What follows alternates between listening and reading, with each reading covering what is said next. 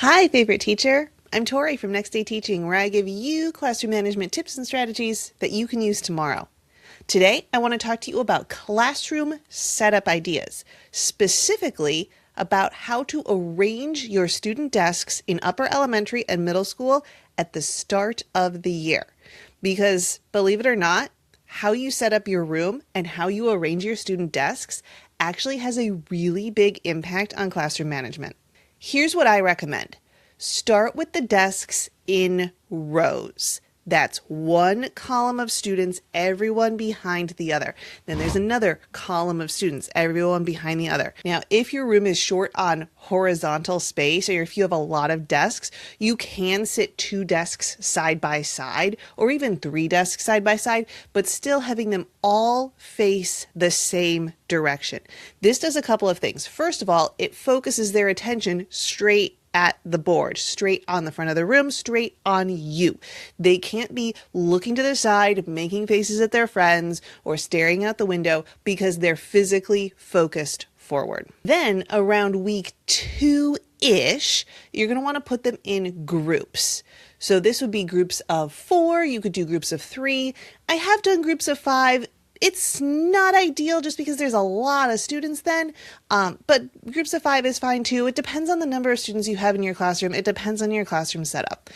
But you want to put them in groups. This is a topic for a whole other video, but I believe that learning is social. Humans are social creatures. We learn best when we're able to communicate, when we're able to collaborate, when we're able to work through things together.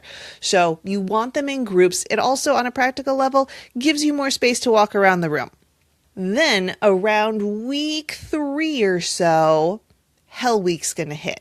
Now, Hell Week is just what I call it. Your school or your mentor might call it something different, but it's the time when students have become comfortable and accustomed to your classroom, to your rules, your expectations, and they start to act out. You're going to notice this with more blurt outs, more students leaving their seats without permission, more disruptive behavior. It's normal, it's natural, it's gonna come. When that happens, you put their desks back into rows.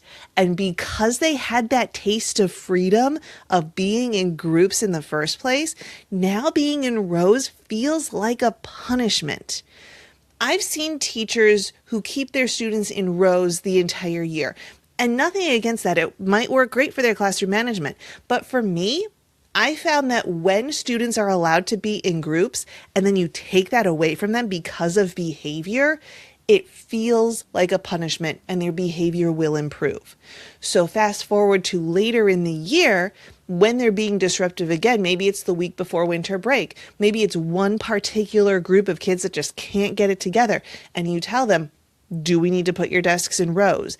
And their behavior will snap back into place. Now, if your classroom has tables instead of individual desks, you can do this too.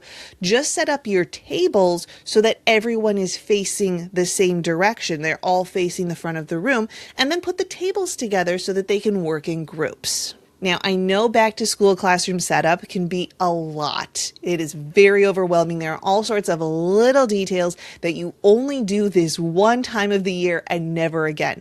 Hopefully you feel a little bit more comfortable, a little bit more confident with your classroom setup with the student desks. If you want more tips like this, I made a free checklist so that you can keep track of all of the little details and not worry about forgetting something before you walk into school on day 1. So I'll leave that link in the description below. And then if you want a trick for never mispronouncing a student's name ever again, check out this other video that I recorded. All you need is 5 minutes and a stack of sticky notes.